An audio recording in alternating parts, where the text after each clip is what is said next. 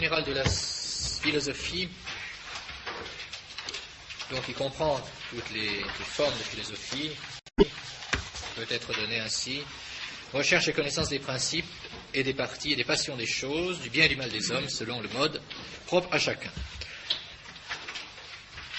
Alors de ce que nous avons vu dans l'histoire et puis de cette définition, on peut tirer quelques petites conséquences sur la manière de travailler en philosophie, sur la philosophie et sur les philosophes. Qu'est-ce que cela présuppose pour celui qui veut devenir philosophe? D'abord, un amour sincère de la vérité, un véritable amour de la vérité, une recherche incessante et ardente de la vérité, et puis le désir de savoir. Bon, le désir de savoir est naturel à l'homme, sans doute, mais il est plus ou moins fort chez les uns et chez les autres. Donc c'est une forte volonté, un désir de science, désir de savoir, désir de connaître, qui peut se perdre par une certaine paresse. Cela requiert aussi la docilité et l'écoute des autres, l'écoute de tous. La docilité par rapport au maître, par rapport aux anciens, même si l'argument d'autorité n'est pas premier en philosophie, puisque nous n'avons pas de foi, de dogme, de magistère, il n'empêche que on ne peut pas devenir philosophe tout seul. Donc, entre parenthèses, vouloir apprendre la philosophie en lisant des livres tout seul, c'est impossible. C'est une illusion, une utopie de vouloir faire de la philosophie tout seul. C'est impossible. On doit enseigner ces seigneurs, ce qui rend la situation actuelle difficile. C'est qu'on se demande comment faire de la philosophie. Beaucoup de personnes voudraient faire de la philosophie, puis on sait très bien la situation actuelle, on connaît la situation de l'enseignement officiel, et donc on recherche souvent des maîtres qui puissent enseigner la philosophie. La philosophie réclame également un progrès continuel, ne jamais s'arrêter.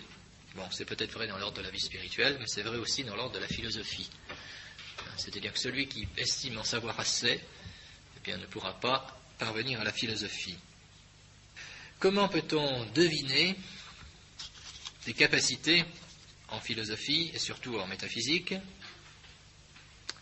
Qu'est-ce qui peut nous indiquer que nous serons, disons, capables de progresser en philosophie, ou au contraire, ce qui pourrait indiquer qu'il y aura quelques difficultés? Il y a trois éléments, je pense, trois éléments qui peuvent entrer en ligne de compte. D'abord, la facilité à saisir ce qu'il y a de plus fondamental. Une facilité à saisir ce qu'il y a de fondamental. Il est un exercice qu'on devrait faire, je pense, assez souvent. C'est ce qu'on appelle les résumés de texte. On vous donne un texte de plusieurs pages et on vous dit, eh bien, vous devez résumer cela en 100 ou 200 mots, par exemple. Bon. Alors on voit tout de suite ceux qui saisissent l'essentiel, qui arrivent à vous donner, dans le cadre qui est prescrit, de 200 mots, par exemple, qui arrivent à vous donner le plus important du texte, et puis ceux, au contraire, qui n'y arrivent pas, qui vont mettre en évidence des détails et qui n'auront pas vu l'essentiel. Ou alors qui diront, mais je ne peux pas résumer, c'est trop difficile. Bon. Alors, la facilité à aller à l'essentiel. Vous lisez un article dans les journaux, être capable de dire en 3 mots ce qui est dit. Aller à l'essentiel, savoir aller à l'essentiel dans tous les domaines. C'est cette facilité de synthèse très importante. Bon. Deuxièmement, la facilité à l'abstraction. Facilité à l'abstraction, encore, faudrait-il préciser, une abstraction, mais une abstraction réaliste. Abstraction, ça ne peut pas dire se détacher du réel, ça demande beaucoup de réalisme, au contraire. Il faut être à la fois, comme Aristote, réaliste et abstractif. Être réaliste et en même temps savoir abstraire, savoir s'élever aux notions les plus fondamentales. Et puis enfin aussi, une facilité de synthèse. Une facilité de synthèse, une facilité, je dirais, d'analogie. C'est surtout là-dessus que je voudrais insister.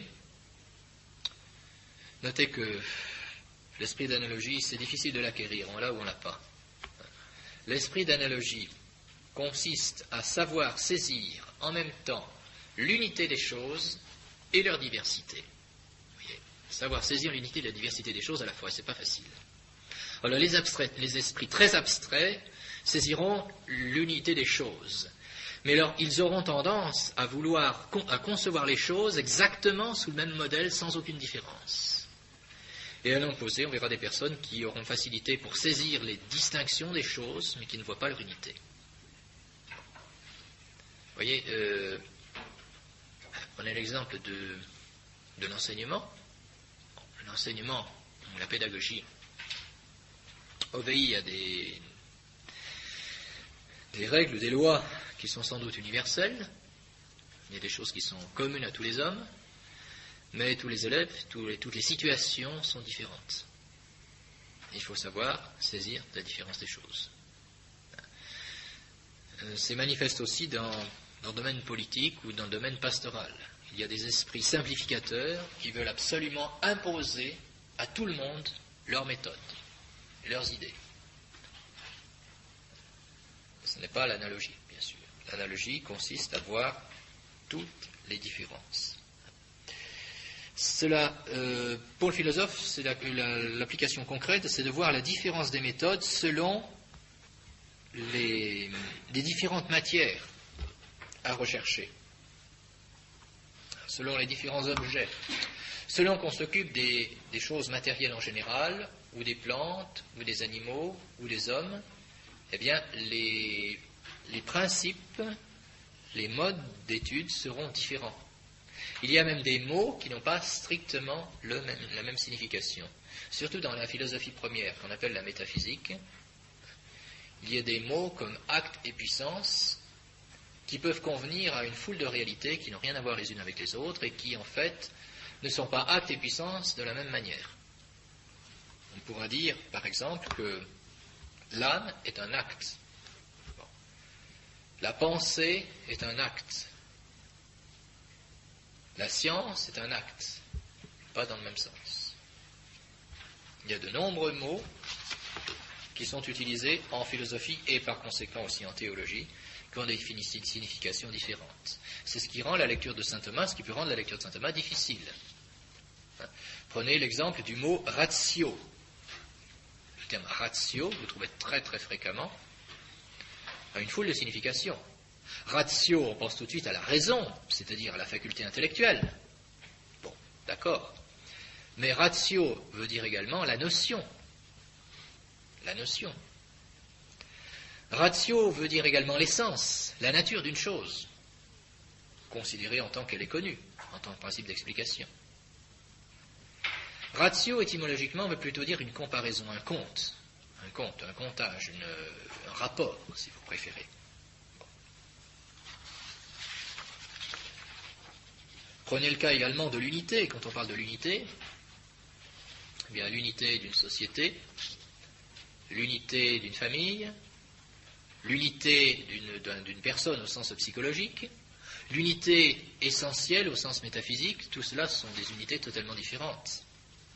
Quand on dit qu'il faut l'unité dans une communauté, si le supérieur d'une communauté n'a pas le sens de l'analogie, alors attention.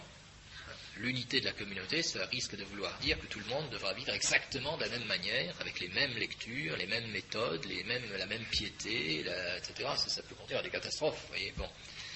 Si au contraire il a le sens de la diversité sans celui de l'unité, eh bien c'est l'anarchie. Avoir le sens de l'unité, c'est très important dans le gouvernement des hommes. L'unité essentielle, l'unité pratique, vous voyez, tout est différent. Donc il y a des mots en philosophie qui ont des sens extrêmement différents. Et la finesse de la philosophie est là. Savoir saisir les nuances des choses, et en même temps leur unité. Alors, est-ce que cela veut dire que c'est un domaine fermé à certaines personnes? Alors, il faut... Bon, je crois qu'il y a une philosophie fondamentale et naturelle que tout le monde fera. On en parlera tout à l'heure, parce que la philosophie repose sur le sens commun. Et par conséquent, il y a un minimum de philosophie que tout le monde est capable de faire. Alors après, il faudrait distinguer. D'abord, il y a la philosophie qui ne s'exprime pas de manière naturelle, scientifique, la philosophie qui ne s'exprime pas de manière scientifique. Peut-être quelqu'un, par suite d'un manque de culture générale, n'est pas apte à exprimer cette philosophie de manière scientifique. Mais il aura en fait une véritable philosophie, sans être capable de lui donner une forme scientifique et élaborée. Bon. Et il y en a d'autres, au contraire, qui sont aptes à donner à la philosophie cette expression scientifique et propre que nous essaierons de faire ici. Et puis effectivement, il y a des esprits qui sont peut-être trop épais, pour pouvoir s'adonner à une étude. Mais ça, alors vous savez, je crois que c'est impossible à savoir à l'avance. C'est impossible à savoir à l'avance. Parce qu'on peut très bien avoir reçu une... Bon, l'éducation peut beaucoup, c'est vrai, l'éducation peut beaucoup. Mais on peut être très instruit éventuellement, avoir beaucoup de connaissances mémorisées, et puis ne pas avoir cet esprit d'analogie et de finesse. Et inversement, des personnes qui n'auront pas bénéficié d'une instruction particulièrement élaborée auront cet esprit de finesse. Vous pouvez rencontrer des personnes qui ont une très grande érudition, qui connaissent énormément de choses en histoire, en littérature, en langue, éventuellement ancienne ou actuelle, mais qui sont incapables d'avoir cette unité de vue, cette unité analogique. Alors c'est ce qui peut, d'ailleurs, c'est le propre de la culture moderne. La culture moderne qui est très, très diversifiée, qui est éclatée en une foule de savoirs, mais qui n'a pas de philosophie. Bon, c'est impossible à savoir, on verra l'expérience. Oui. Pour conclure ces quelques remarques sur la philosophie, je vais vous lire 2 chapitres d'Aristote, du livre Petit Alpha, ou livre 2 si vous préférez. Premier chapitre, sur l'étude de la philosophie. Je lis la traduction de Tricot, je ne vais pas rentrer dans les détails. L'investigation de la vérité est en un sens difficile et en un autre sens facile. Ce qui le prouve, c'est que nul ne peut l'atteindre adéquatement, ni la manquer tout à fait. C'est ce que je vous disais. Nul ne peut l'atteindre adéquatement, c'est-à-dire qu'il ne faut pas s'imaginer qu'on arrivera au sommet de la connaissance, ni la manquer tout à fait. Bon, on est toujours un minimum de philosophie naturelle. Chaque philosophe trouve à dire quelque chose sur la nature. En lui-même, cet apport n'est rien sans doute, ou peu de choses, pour la vérité. Mais l'assemblage de toutes les réflexions produit de féconds résultats. Donc chaque philosophe peut trouver des éléments, et l'assemblage va donner de féconds résultats. De sorte qu'il en est de la vérité, semble-t-il, comme de ce qu'il nous arrive de dire en proverbe, qui manquerait une porte. C'est à propos du tir à l'arc. Bon, qui manquerait une porte, c'est-à-dire même un archer très très mauvais, arrivera quand même à tirer sa flèche dans la porte. Bon. Considérer ainsi cette recherche serait facile. Mais le fait que nous pouvons posséder une vérité dans son ensemble et ne pas atteindre la partie précise que nous visons, montre la difficulté de l'entreprise. Peut-être aussi, comme il y a 2 sortes de difficultés, 2 sortes de difficultés, c'est-à-dire la difficulté qui est due à la chose elle-même, puis la difficulté qui est due à notre incapacité, la présente difficulté prend-elle sa source non dans les choses, mais en nous-mêmes. Car les yeux des chauves-souris sont en effet à l'éclat du jour, l'intelligence de notre âme, ce que les yeux des chauves-souris sont en effet à l'éclat du jour, l'intelligence de notre âme l'est aux choses qui sont de toutes les plus naturellement évidentes, c'est-à-dire que les choses les plus parfaites, les plus fondamentales, qui devraient être les plus évidentes, sont les plus obscures. On verra pourquoi. Aristote reprend cela dans le premier livre des Physiques.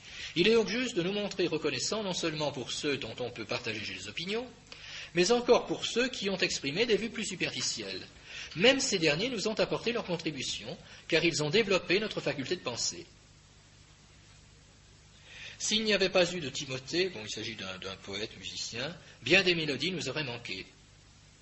Mais sans Phrynice, Timothée lui-même n'eût pas existé. Phrynice, au contraire, peut-être un autre auteur, c'est son rival. Bon. Alors, les notes disent, il se produisit surtout à Athènes, il ajouta plusieurs cordes à la lyre. Timothée et Phrynice étaient ridiculisés dans le Chiron de Péricate. Bon. Il en est de même de ceux qui ont exposé leur vue sur la vérité. De plusieurs philosophes, nous avons reçu certaines doctrines, mais ce sont les autres philosophes qui ont été la cause de la venue de ces derniers. Donc pas de prétention. Même les premiers, qui ont pu se tromper, apportent quelque chose. C'est aussi à bon droit que la philosophie est appelée la science de la vérité. En effet, la fin de la spéculation est la vérité, tandis que celle de la pratique est l'œuvre. Car même quand ils examinent le comportement d'une chose, les hommes d'action ne considèrent pas la chose dans sa nature éternelle, mais par rapport à telle fin déterminée et à tel moment déterminé. C'est-à-dire que les hommes d'action considèrent la chose dans son particulier pour l'action. Mais nous autres philosophes, nous ne connaissons pas le vrai sans connaître la cause. Donc, autrement dit, l'homme d'action s'occupera de savoir comment se comporte la chose elle-même, sans savoir pourquoi, ça ne l'intéresse pas. Tandis que l'homme de science, lui, veut savoir pourquoi. Et la chose qui, parmi les autres, possède éminemment une nature, est toujours celle dont les autres choses tiennent en commun cette nature. Par exemple, le feu est le chaud par excellence, parce que dans les autres êtres, il est la cause de la chaleur. Bon, supposons qu'il y ait un corps qui soit chaud par excellence, et qui rentre dans la composition des autres corps, eh bien on dirait que ce corps, appelé feu, est la cause de la chaleur des autres. Par conséquent, ce qui est cause de la vérité et qui réside dans les êtres dérivés est la vérité par excellence. De là vient que les principes des êtres éternels sont nécessairement les plus vrais de tous, car ils ne sont pas vrais seulement à tel moment déterminé, et il n'y a pas de cause de leur être. Au contraire, ce sont eux qui sont la cause de l'être des autres choses. Ainsi, autant que chose a l'être, autant elle a de vérité. Donc l'être et la vérité vont ensemble. Et pour connaître les choses, eh bien, il faut arriver à connaître ces fameuses choses éternelles que Platon avait prétendu connaître. Bon, ici Aristote ne dit pas ce qu'il en est de ces choses éternelles, quelles sont-elles? Bon, il ne le dit pas encore. Toujours est-il que c'est à partir de ces choses éternelles qu'on peut vraiment connaître en profondeur les choses, parce que c'est cela qui explique tout. Au chapitre 3, quelques considérations sur la méthode. Le résultat des leçons dépend des habitudes de l'auditeur. Nous aimons en effet qu'on se serve d'un langage familier, sinon les choses ne nous paraissent plus les mêmes. Le dépaysement nous les rend moins accessibles et plus étrangères. L'accoutumance favorise la connaissance. Donc il faut avoir, quand on veut travailler, quand on veut étudier, il faut avoir des coutumes et des habitudes. Des coutumes et des habitudes, si le fait de changer en soi est contraire à l'étude. D'ailleurs, l'étude présuppose même une certaine stabilité physique. Quelqu'un qui voyage sans cesse ne peut pas bien étudier. À quel point l'habitude est forte, c'est ce que montrent les lois, où les fables et les enfantillages ont plus de puissance par la vertu de l'habitude que la connaissance de la vérité au sujet de ces lois. Autrement dit, c'est la coutume qui fait l'efficacité des lois. L'application des lois par des détails, finalement, est plus fort que la connaissance du principe des lois elles-mêmes. Or, certains n'admettent qu'un langage mathématique. D'autres ne veulent que des exemples. D'autres encore qu'on recourt à l'autorité de quelques poètes. D'autres, enfin, exigent pour toute chose une démonstration rigoureuse. Tandis que d'autres jugent cette rigueur excessive, soit par impuissance à suivre la chaîne du raisonnement, soit par crainte de se perdre dans les futilités. Il y a en effet quelque chose de cela dans l'affectation de la rigueur. Aussi, quelques-uns la regardent-ils comme indigne d'un homme libre, tant dans le commerce de la vie que dans la discussion philosophique, la rigueur. C'est pourquoi il faut avoir appris quelles exigences on doit apporter en chaque espèce de science. Il faut connaître les méthodes de chaque science. Car il est absurde de chercher en même temps une science et la façon d'atteindre cette science, et aucun de ces deux objets n'est facile à saisir. Bon. Alors, on ne peut pas commencer une science sans en connaître d'abord les principes et les méthodes. Voilà. On ne peut pas faire à la fois l'étude d'une science et puis la pratique de cette science. On ne doit pas notamment exiger en tout la rigueur mathématique. Bon, autrement dit, il y a plusieurs parties dans la philosophie. Il ne faut pas concevoir une partie de la philosophie comme modèle de toutes les autres parties de la philosophie. On ne doit pas notamment exiger en tout la rigueur mathématique, mais seulement quand il s'agit des êtres immatériels. Bon, il s'agit d'êtres immatériels, on comprend, c'est-à-dire l'étude des êtres qui sont séparés des qualités sensibles. Les êtres qui sont séparés des qualités sensibles, c'est précisément les êtres mathématiques. Alors pour cela, on utilise les méthodes des mathématiques. Mais ça ne veut pas dire qu'il faut utiliser la méthode mathématique pour tout. Aussi, la méthode mathématique est-elle inapplicable à la physique, car toute la nature contient vraisemblablement de la matière. De là vient que nous devons d'abord examiner ce qu'est la nature, car ainsi nous verrons également de quoi traite la physique, et s'il appartient à une seule science ou à plusieurs d'étudier les causes et les principes des choses. Bon, c'est petit à petit qu'on recherchera, évidemment. En soi, la philosophie étant une découverte, on ne peut pas au départ dire, eh bien voilà les parties de la philosophie. Et à l'origine, non, c'est pas ainsi que ça se fait. On commence par chercher les choses les plus simples, les plus sensibles, les plus évidentes. Et au fur et à mesure qu'on connaît les choses, les choses sensibles et évidentes, eh bien on progresse dans la connaissance de leurs principes, et puis on aboutira éventuellement à la découverte d'autres réalités qui demanderont un effort philosophique un peu différent. Mais on ne peut pas a priori dire voilà ce que c'est que la philosophie, voilà toutes les parties de la philosophie. De manière péremptoire, disons, c'est une découverte petit à petit. Ce qu'il faut, c'est poser les questions et puis voir les différents genres de questions, et savoir les distinguer. Alors il importe tout d'abord si la philosophie n'est pas un système de pensée, mais c'est une connaissance de la réalité, de partir de ce qu'on peut connaître. Et le point de départ, eh bien, ne peut qu'être commun à tous les hommes. Si la philosophie est réaliste, si la philosophie n'est pas un système de pensée, si elle entend s'appliquer au réel, on ne peut pas partir de connaissances différentes que celles que tout le monde a. Et qu'est-ce que c'est la connaissance commune de tous les hommes? Eh bien, cela s'appelle le sens commun. Donc la philosophie doit partir du sens commun. Qu'est-ce que c'est que le sens commun? Eh bien, dans un premier temps, on peut dire que c'est un peu les connaissances le sens commun est constitué par les connaissances les plus simples, les plus élémentaires, qui sont les plus communes. Et il va falloir quand même préciser un peu ce qu'on entend par là. Le sens commun, préciser les choses, surtout aujourd'hui. Le sens commun, d'abord, ce n'est pas le consentement de la majeure partie des hommes. Bon, il faut préciser quand même, c'est parce que la majorité des gens est d'accord avec quelque chose que c'est forcément vrai.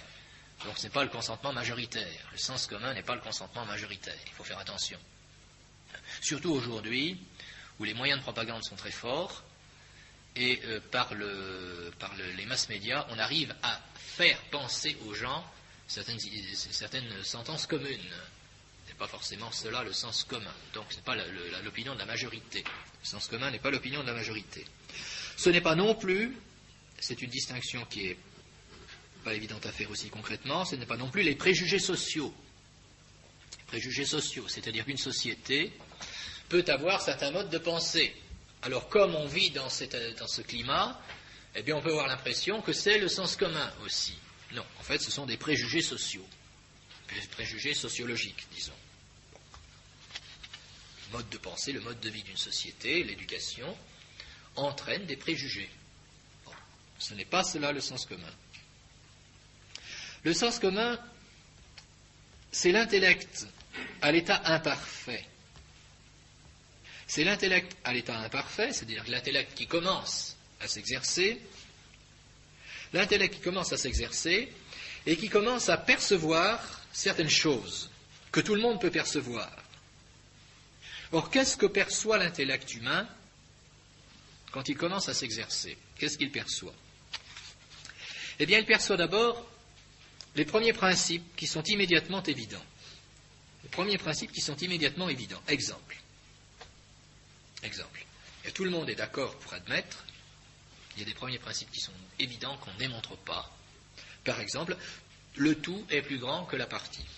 Le tout est plus grand que la partie. Si on comprend ce qu'est un tout et ce qu'est une partie, on comprend immédiatement que le tout est plus grand que la partie. Ou encore, il y a des choses qui sont spontanément admises, vous voyez, des choses qui sont spontanément admises, comme par exemple, tout ce qui change est mu par un autre. Tout ce qui change est mu par un autre. Quand vous voyez une chose en mouvement, ou une chose qui est en train de se transformer, et vous savez qu'il y a un principe à ce mouvement. Voilà ce que ça veut dire. Donc d'abord, les premiers principes immédiatement évidents. Ou encore, eh bien, tout simplement qu'une chose ne peut pas être et ne pas être en même temps sous le même rapport. C'est ce qu'on appelle plus tard le principe de non-contradiction. Une chose ne peut pas exister et exister en même temps et sous le même rapport. Bon, il y a d'autres principes du même genre qu'on peut trouver. Une chose ne peut pas être et ne pas être en même temps et sous le même rapport.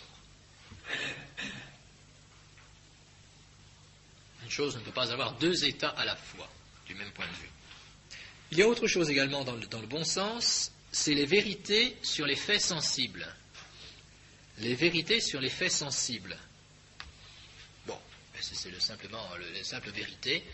Le fait de constater, par exemple, que cette pièce est éclairée, le fait de constater qu'il y a du brouillard, le fait de constater la couleur des vêtements, le fait de constater que cet arbre a encore des feuilles, etc., etc. Les vérités des faits sensibles. Bon. Ça aussi, c'est le bon sens. Les vérités qui sont des faits sensibles qu'on constate immédiatement. Bon. Et puis enfin, troisièmement, les vérités conséquentes qui sont communes et fondamentales à la vie humaine. Les vérités conséquentes qui sont communes et fondamentales à la vie humaine. Je ne dis pas que ce sont des premiers principes. Ce sont des vérités, des conclusions. Ce sont des vérités qui sont des conclusions les plus communes et fondamentales à la vie humaine.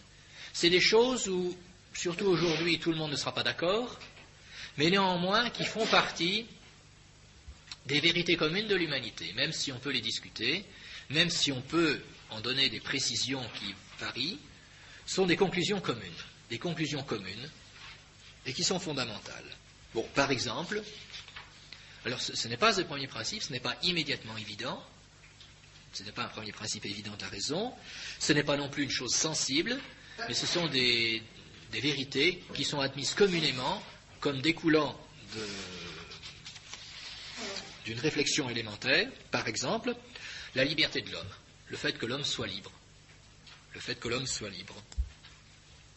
Ou encore, la morale naturelle, et qu'il y a une certaine morale naturelle fondamentale. On pourra discuter éventuellement sur tel ou tel aspect. Il y a une morale naturelle commune. Ou encore l'immortalité de l'âme. Ça ne veut pas dire qu'il faudra se dispenser de démontrer l'immortalité de l'âme, mais d'une manière générale, c'est une chose qui, en tout cas, qui a été admise jusqu'à notre époque. Plus ou moins. Sans doute avec quelques discussions, mais de manière générale, vous avez bien vu chez les philosophes antiques, c'était à peu près admis par tout le monde. Une certaine immortalité de l'âme, bon, la nature de cette immortalité est en discutée peut-être, mais enfin, il est quand même certain. Alors, il y a des choses de ce genre qui sont des vérités communes. Bon. Donc, je répète, les premiers principes, les faits sensibles et les conclusions communes. Voilà. Tout cela rentre dans le bon sens, dans le sens commun. On peut définir le sens commun ainsi, pour préciser ce qu'on entend par là. Je le cite en latin. Habitus cognitionis non scientifice de rebus communissimis. Habitus cognitionis non scientifice de rebus communissimis. Habitus cognitionis non scientifice de rebus communissimis. Bon, j'explique chacun des termes. Habitus. Habitus, c'est tout simplement, ne précisons pas plus, une disposition de l'intelligence, une disposition, disons. Une disposition permanente. Habitus cognitionis, un habitus de connaissance. Bon, une disposition de l'intelligence. Une vertu de l'intelligence. Habitus cognitionis. Un habitus de connaissance. Une perfection de l'intelligence. Bon. Habitus cognitionis non scientifice. Non scientifice, c'est-à-dire une connaissance non scientifique. C'est une connaissance non scientifique, c'est-à-dire c'est l'intelligence à l'état premier. C'est avant la philosophie, c'est avant la science. Le sens commun ne fait pas de raisonnement. Le sens commun ne démontre pas, au sens strict. Le sens commun ne donne pas de connaissances élaborées. Vous voyez, c'est commun à tout le monde. Donc il n'y a pas besoin d'avoir fait de la philosophie, il n'y a pas besoin d'avoir fait des mathématiques ou des études pour avoir du sens commun. C'est non scientifique, c'est un habitus non scientifique, c'est un habitus, on pourrait dire, primaire, en quelque sorte. Vous voyez, c'est ce qui vient tout de suite, c'est spontané, ça ne se discute pas. On ne pense même pas. Quand on discute de choses du bon sens, on ne pense pas d'abord à se demander pourquoi c'est comme ça. On l'admet spontanément. C'est le scientifique, c'est le philosophe qui va dire pourquoi, si on peut dire qu'il y a pourquoi. Mais avant cela, on admet cela spontanément. De rebus communissimis. De rebus communissimis, c'est-à-dire que le bon sens, le sens commun, porte sur les choses les plus communes. Traiter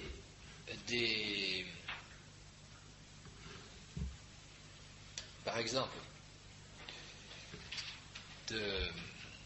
des propriétés géométriques du triangle, ce n'est pas du sens commun. Ce n'est pas une chose absolument commune. C'est relativement particulier. Traiter de la mécanique quantique ou de la relativité, ce n'est pas une chose très commune non plus. Ce sont des choses très élaborées.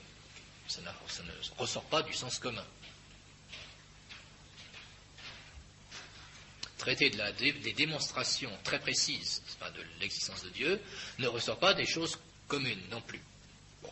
Par contre, traiter de la vie humaine en général, parler de l'immortalité de l'âme, parler du bien et du mal,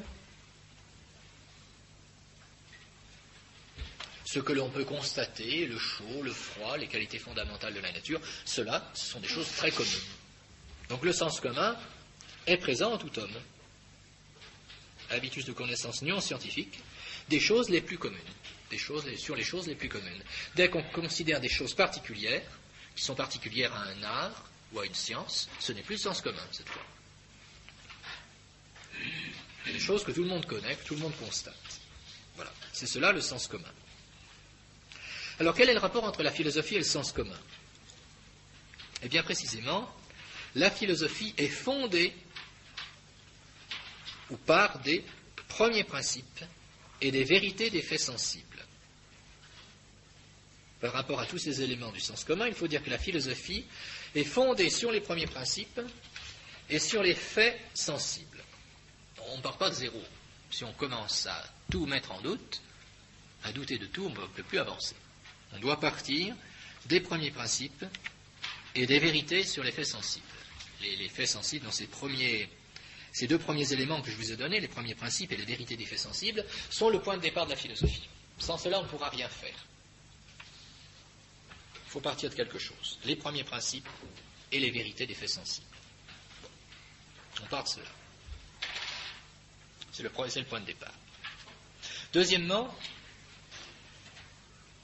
la philosophie ne se contente pas de se fonder là-dessus, mais elle justifie scientifiquement et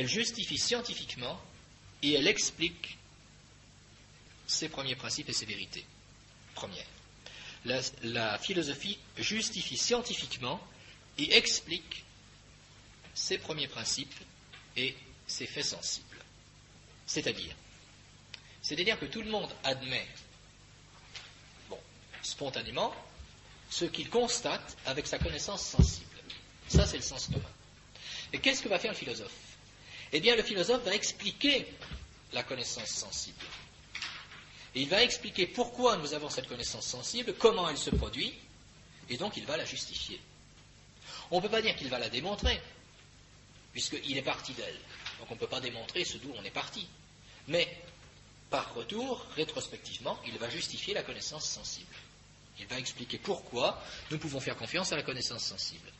Et de même pour les premiers principes que je citais tout à l'heure, le tout est plus grand que la partie, tout ce qui change est mu par un autre, ou encore une chose ne peut pas être et ne pas être sous le même rapport et en même temps, eh bien tout cela, le philosophe va en discuter. Donc il ne faut pas dire qu'il est naïf. On va dire, mais attention, si vous partez du sens commun, vous êtes naïf.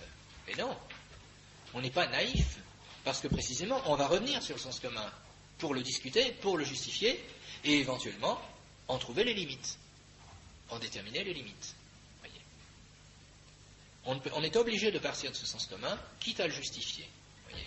Lorsque j'ai un instrument de mesure, je dois supposer que je dois étalonner un appareil de mesure, un voltmètre par exemple, eh bien pour l'étalonner, je suis obligé de faire appel à un autre appareil.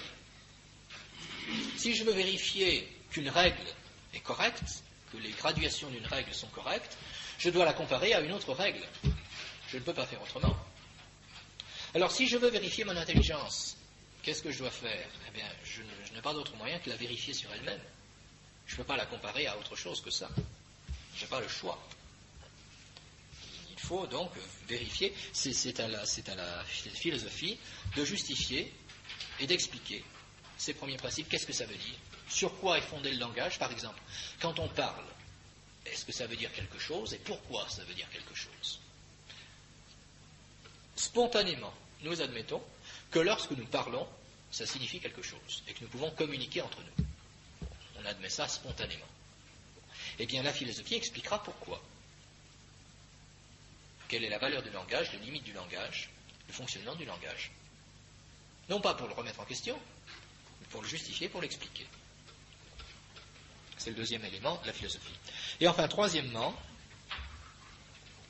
eh bien ce troisième élément dont j'ai parlé tout à l'heure, les vérités et conséquences qui sont les plus communes et les plus fondamentales de la vie humaine, eh bien la philosophie les démontre. La philosophie démontre, scientifiquement, les vérités conséquentes qui sont communes et fondamentales à la vie humaine. Donc la philosophie va démontrer la liberté humaine, elle va démontrer la morale, elle va démontrer que l'âme est immortelle. Vous voyez, tout cela, la philosophie va le faire. La philosophie démontre scientifiquement les vérités conséquentes qui sont plus communes et qui sont fondamentales. Voilà ce que fait la philosophie sur le sens commun. La philosophie conforte le sens commun en quelque sorte. Elle s'appuie là-dessus, mais elle le justifie et elle le démontre. Elle démontre ce qui est démontrable. Inversement, le sens commun va avoir une influence sur la philosophie. D'abord parce que le sens commun est le point de départ de la philosophie. Le sens commun est le point de départ de la philosophie, mais également le sens commun juge négativement de la philosophie. Le sens commun juge négativement de la philosophie.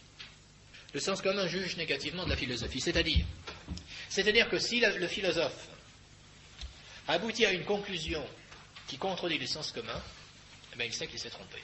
Voilà. La philosophie ne peut pas réfuter. Si la philosophie est contraire au point de départ qu'est le sens commun, alors soit il y a une erreur sur le sens commun, c'est-à-dire qu'on croyait que quelque chose était du sens commun et il n'en est pas, soit alors la philosophie s'est trompée. Le sens commun, le bon sens, juge de la philosophie. Et c'est pourquoi souvent des ignorants peuvent avoir raison contre des philosophes qui auront perdu le bon sens, qui auront perdu le sens commun. Si on nous dit par exemple les sens sont une illusion, bon, mais ça fait partie des... Plus ou moins, de manière peut-être un peu moins caricaturale, des considérations philosophiques actuelles, bon, mais le sens commun refuse cela. Exemple, le philosophe moderne refuse la causalité, pour lui la causalité c'est un concept logique, n'empêche que si sa voiture tombe en panne, il ouvre le moteur pour connaître la cause. Il ne peut pas vivre comme il pense, pas possible.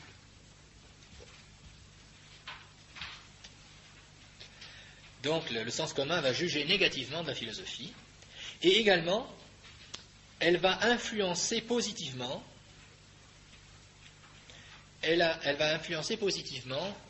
mais de l'extérieur.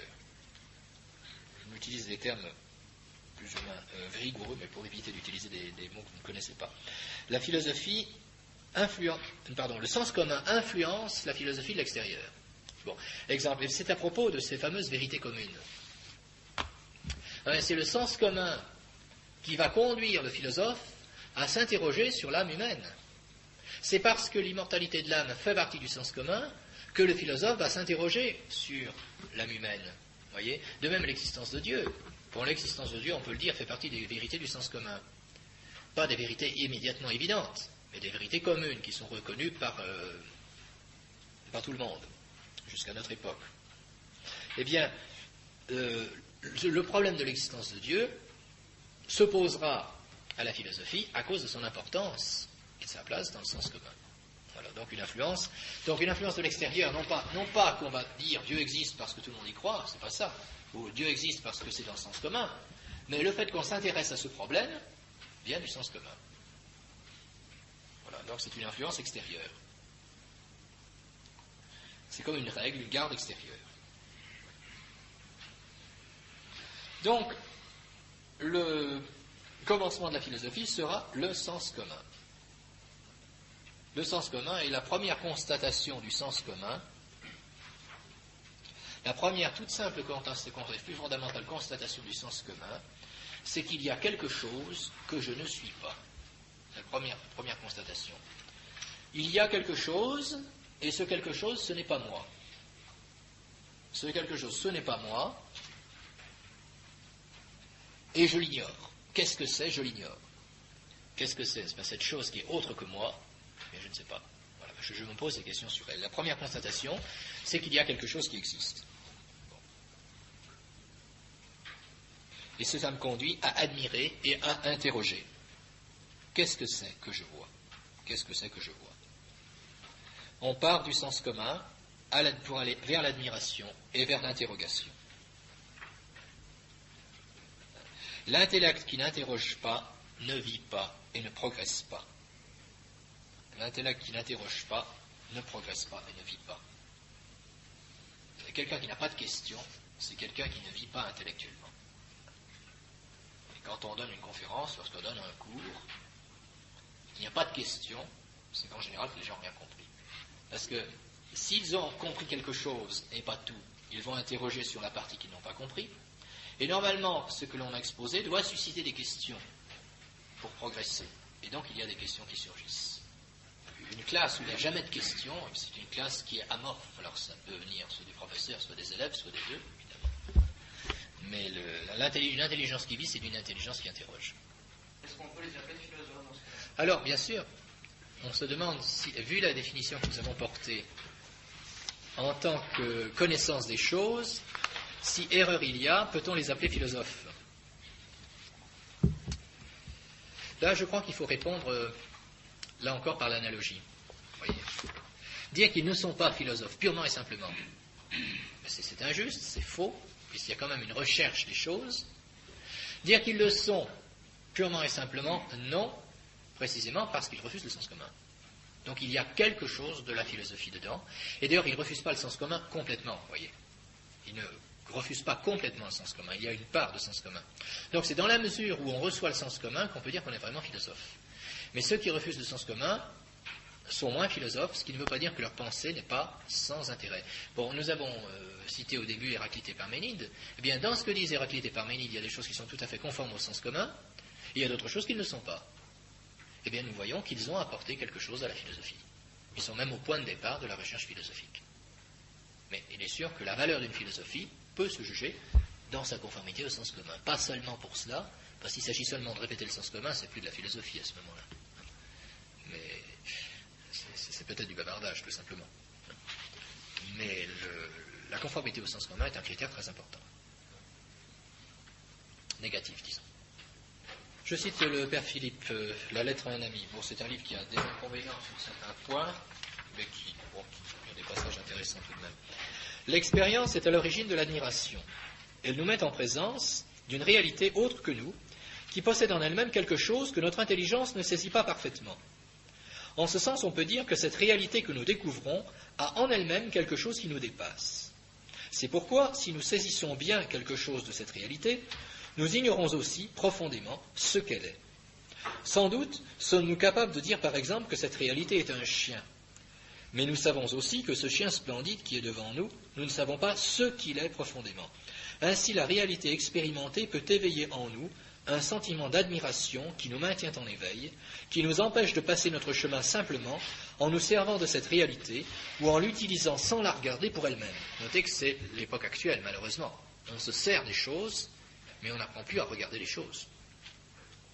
L'admiration, en effet, non seulement maintient le regard de l'intelligence sur ce qui est expérimenté, mais aussi empêche l'intelligence de se limiter en se fixant aux données immédiates de l'expérience.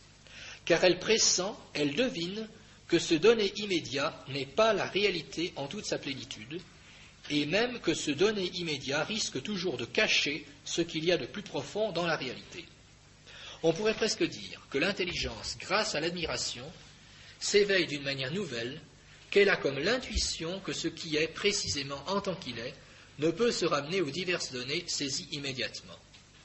Pour emprunter une image à Platon, on pourrait dire que l'admiration dresse notre intelligence face à la réalité expérimentée comme chien de chasse en arrêt devant le gibier caché dans le fourré. C'est pourquoi l'admiration suscite normalement l'interrogation. L'intelligence, en interrogeant, veut saisir ce qu'est la réalité expérimentée, elle veut connaître plus profondément. L'interrogation, c'est l'intelligence qui s'éloigne momentanément de la réalité expérimentée pour mieux la saisir, pour mieux la comprendre. C'est l'intelligence qui manifeste son désir, son appétit de savoir. Elle se tend comme un arc pour mieux saisir, pour envoyer sa flèche, son dard, son regard impitoyable qui veut démasquer la complexité de la réalité expérimentée, qui veut l'analyser pour mieux la saisir. Une intelligence qui n'interroge plus ne peut plus progresser, elle plafonne. Merleau-Ponty disait que l'idéaliste n'interroge plus. On pourrait dire qu'une intelligence dialectique n'interroge plus. Elle veut ramener, dialectique au sens hegelien du terme, elle veut ramener le réel à ce qu'elle en saisit, abandonnant du même coup ce qu'elle ne comprend pas. Un des éléments, des principes de la dialectique hegelienne, c'est de tout ramener au développement de l'idée, de réduire toute pensée à une pure logique. Une dialectique purement logique, un raisonnement sur de pures idées, un point c'est tout. Au contraire, une intelligence qui interroge est en appétit de progrès, elle veut avancer, approfondir, rien ne l'arrête. Là encore, elle est comme le chien de chasse qui, dressé devant le gibier caché, veut le faire surgir. L'interrogation est pour le philosophe ce que l'hypothèse est